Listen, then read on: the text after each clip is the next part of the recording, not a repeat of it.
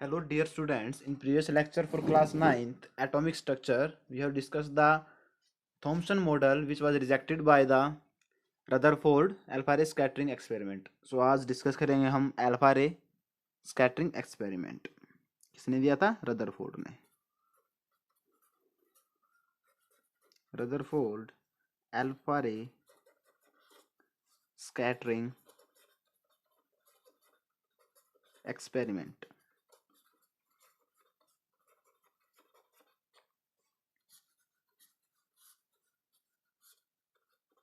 और इस एक्सपेरिमेंट से किसकी डिस्कवरी हुई थी? डिस्कवरी ऑफ न्यूक्लियस की. अल्फा रे एक्सपेरिमेंट से ही हमें न्यूक्लियस का ओरिजिन पता चला था. ठीक है. रदरफोर्ड ने कब किया था एक्सपेरिमेंट? ये 1911 में. ठीक है. सो ये उसका एक्सपेरिमेंट का सेटअप था. डिफरेंट कलर से हम इसको बना रहे हैं. ये आपका हीलियम का अल्फा रे स्कैटरिंग, जो पार्टिकल हीलियम के पार्टिकल गोल्ड फॉइल के ऊपर. ये आपकी गोल्ड फॉइल है. अब यहाँ से स्कैटरिंग होगी.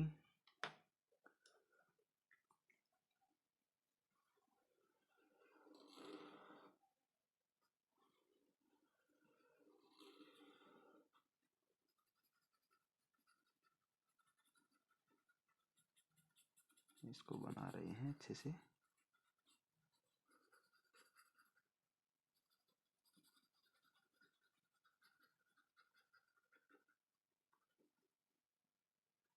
ये आपका इवैक्यूएटेड चैम्बर है.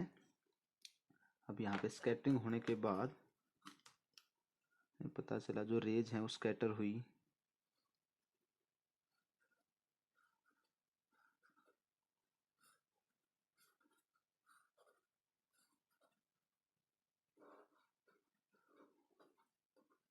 ठीक है. और यहाँ पे आपका है एक लीड स्लिट है.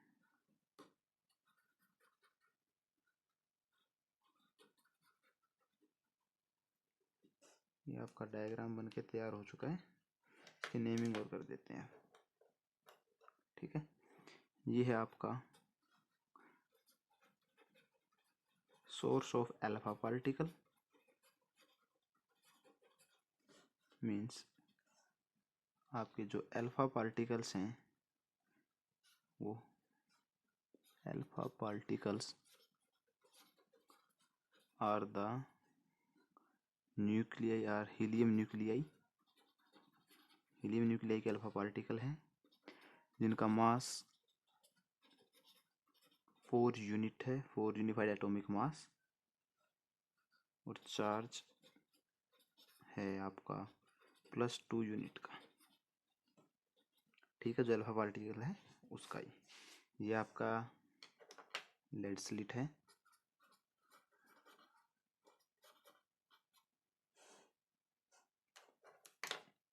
ये आपकी नैरो बीम ऑफ अल्फा रे.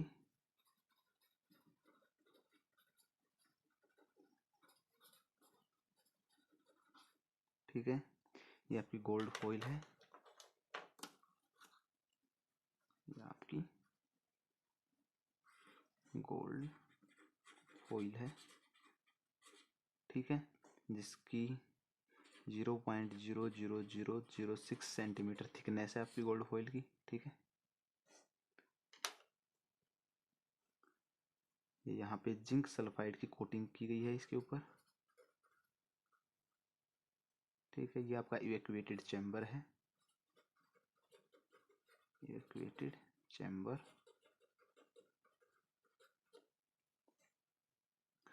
और जो ये जो आपका पोर्शन है यहाँ से और यहाँ तक, ये आपका most alpha particle. Means reflection के बाद जो ज़्यादातर अल्फा पार्टिकल वो यहीं से यहीं पे आगे इसको हिट कर रहे हैं, मीन्स आपका presence of alpha particle around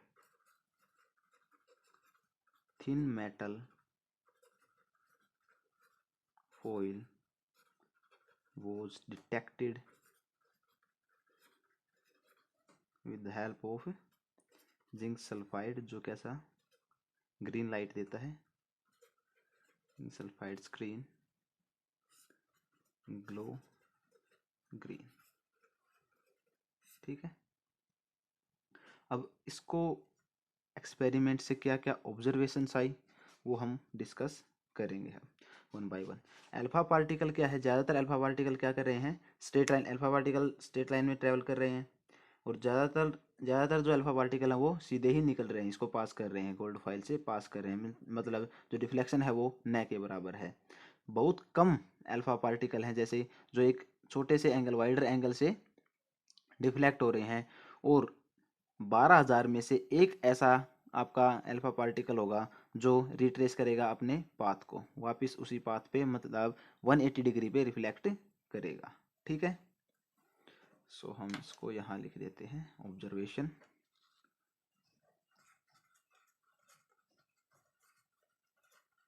observations इसको लिखेंगे हम, first one, most alpha particle passes straight without any deflection,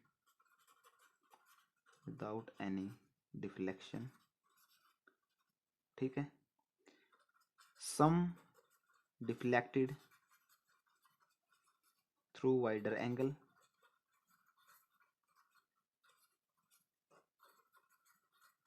ठीक है, and only 1 in 12,000 reflect back, means retrace its path। ठीक है, और इसको हम अगर बना के देखें एक बड़े एंगल पे, जो गोल्ड फॉइल आपका, इसके अंदर जो न्यूक्लियस प्रेजेंट है, जो एटम है वो आपका ऐसे होगा, ये न्यूक्लियस है आपका, ये आपके इलेक्ट्रॉन प्रेजेंट है। ठीक है, इसके चारों तरफ इलेक्ट्रॉन रिवॉल्व कर रहे हैं। अब जो रेज आई वो ऐसे आएंगी,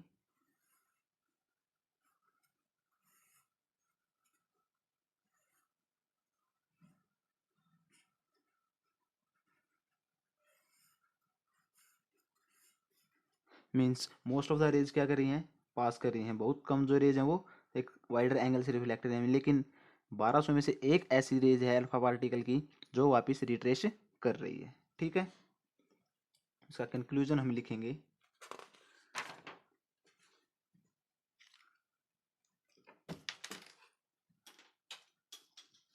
कंक्लूजन लिखेंगे हम इसका,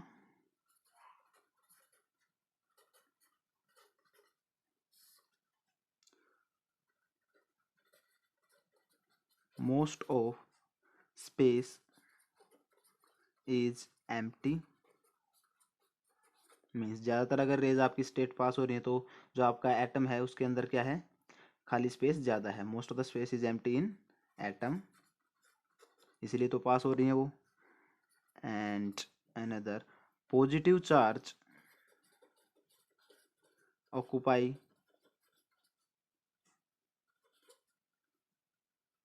very little space,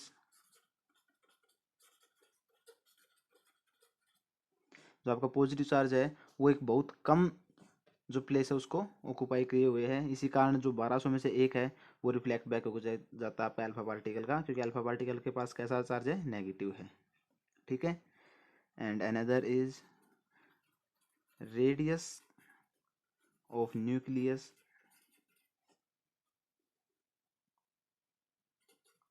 is about 10⁵ times less than the radius of atom.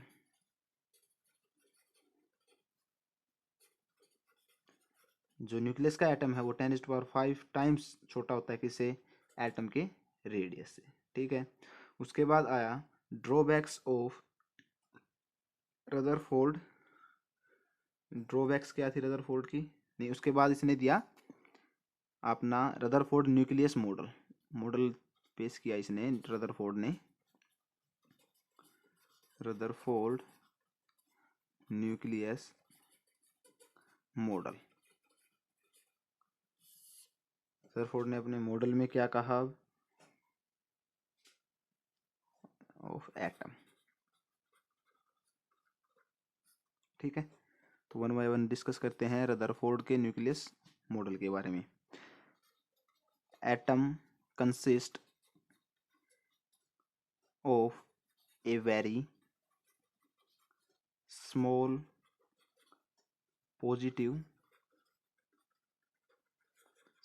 positively charged center called nucleus। जो आपका एटम है वो एक बहुत ही छोटे पॉजिटिवली चार्ज सेंटर से बना हुआ है, या कंसिस्ट करता है एक छोटे चार्ज पार्टिकल को सेंटर में, उसको क्या कहा उसने, न्यूक्लियस। ठीक है, next, entire mass of atom is contained in centered means nucleus में। जो एटम का मास है वो आपके न्यूक्लियस में ही प्रेजेंट होता है। Third, positive charge is due to proton. जो आपका पॉजिटिव चार्ज होता है वो प्रोटॉन की प्रेजेंस के कारण होता है। Next, electron revolve around the nucleus in well defined orbits. जो आपके इलेक्ट्रॉन है कि वेल डिफाइंड ऑर्बिट में न्यूक्लियस के चारों तरफ रिवॉल्व करते रहते हैं। Next, equal number of electron revolving equal number of electron revolving means जितना आपके पास पॉजिटिव चार्ज है उतने ही चार्ज के आपके इलेक्ट्रॉन उसके चारों तरफ रिवॉल्व करेंगे। ठीक है, और रदरफोर्ड ने इसको क्या कहा, planetary model of atom. Rutherford ने इसको नाम दिया planetary model of atom. Means जो आपके इलेक्ट्रॉन है वो एक्ट करेंगे प्लैनेट की तरह, और जो आपका न्यूक्लियस है वो एक्ट करेगा सन की तरह। जिस प्रकार अर्थ आपका एक प्लेनेट है जो सन के चारों तरफ रिवॉल्व करता रहता है, उसी प्रकार इलेक्ट्रॉन भी न्यूक्लियस के चारों तरफ रिवॉल्व करते रहते हैं। ठीक है, उसके बाद नेक्स्ट है आपका नेक्स्ट पॉइंट, जो centrifugal force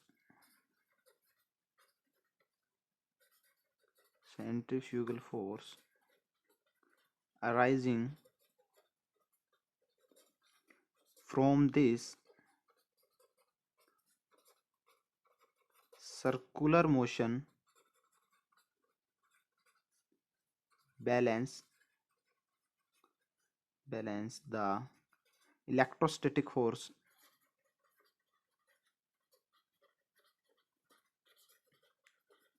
of attraction between electron and nucleus. ठीक है, जो सेंट्रीफ्यूगल फोर्सेस अराइज हो रहे हैं सर्कुलर मोशन की वजह से इलेक्ट्रॉन न्यूक्लियस के बीच में, तो उनको बैलेंस कौन करता है, इलेक्ट्रोस्टैटिक फोर्स। ठीक है, उसके बाद अब आए drawbacks of Rutherford nucleus model. अब क्या क्या कमियां रह गई रदरफोर्ड के न्यूक्लियस मॉडल में, तो उनके ड्रॉबैक्स हम देखेंगे। ड्रॉबैक्स, तो रदरफोर्ड ने क्या कमियां रह गई रदरफोर्ड के मॉडल में, तो Rutherford fails to explain the stability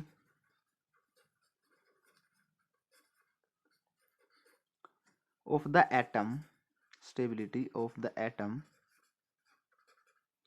according to laws of physics।